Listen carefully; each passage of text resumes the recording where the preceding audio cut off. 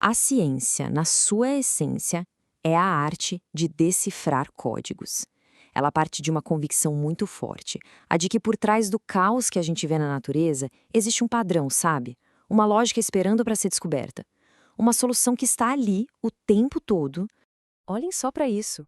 É um desafio, uma mensagem cifrada que testa a nossa razão. É quase um convite para a gente ver se consegue desvendar o segredo. E, de muitas formas, é exatamente assim que a própria natureza foi encarada ao longo da história, como um grande enigma a ser decifrado. A nossa primeira grande abordagem para tentar decifrar esse código da natureza nos leva a Johannes Kepler. Para ele, o universo tinha sim uma mensagem. Mas olha, não era uma mensagem qualquer. Para Kepler, o código do universo não era um texto, era uma partitura. Ele realmente acreditava que os céus continham uma harmonia divina, uma música que os nossos ouvidos não conseguem captar, mas que o nosso intelecto, esse sim podia perceber. A visão de mundo do Kepler era profundamente mística, né? Ele foi muito influenciado pelos pitagóricos e estava convencido de que as relações numéricas, as mesmas que governam a música, eram a chave para entender o cosmos. A matemática, para ele, não era a mensagem em si, mas a ferramenta secreta para abrir o cofre e revelar essa verdade musical divina sobre o universo.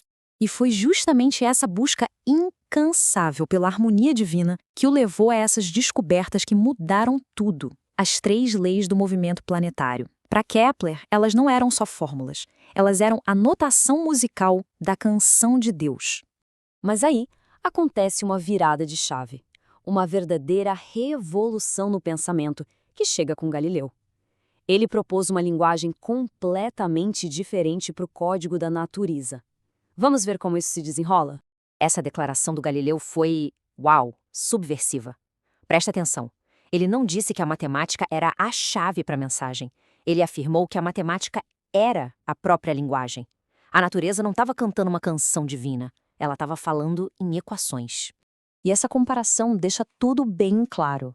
O Kepler perguntava por quê, sempre buscando um propósito divino. Já o Galileu perguntava como, buscando as relações funcionais. A ciência deixou de procurar uma finalidade para procurar uma função. O universo, de repente, não tinha mais um sentido humano. Ele era governado por leis frias e impessoais. E esse é o ponto central. Ao adotar a matemática como a sua linguagem, a ciência abriu mão da busca por valores, por propósito. A matemática não diz se algo é bom ou mal, belo ou feio. Ela simplesmente descreve relações. Foi criada ali uma linguagem universal, mas fria. Essa nova abordagem acabou redefinindo o nosso mundo.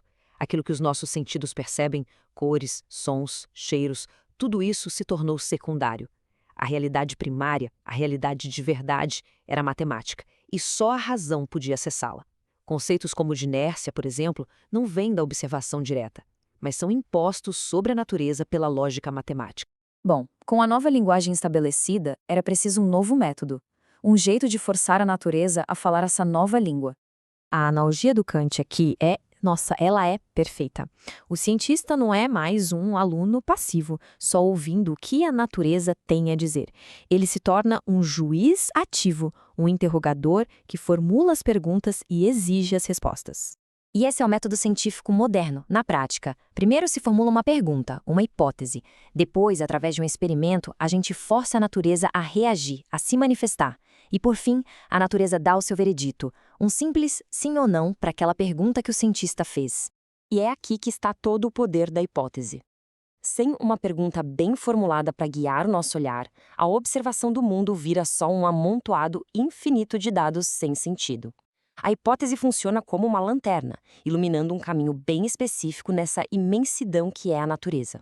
Então, qual foi a mensagem que esse novo método de interrogação revelou?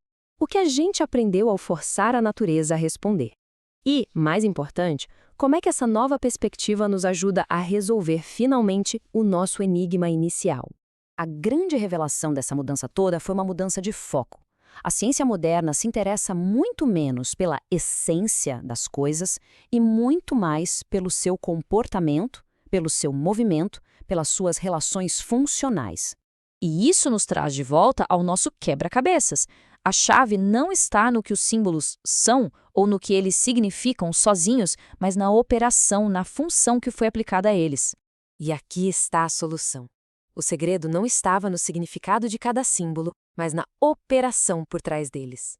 A sequência nada mais é do que os números de 1 a 7, cada um duplicado pela sua imagem no espelho. Uma função simples, elegante. O próximo símbolo, então, só poderia ser um 8 e o seu espelho. Aquele momento em que a gente percebe o padrão, essa é a centelha que move a ciência.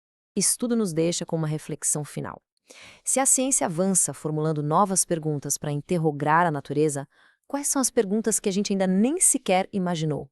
E que tipo de respostas elas poderiam revelar?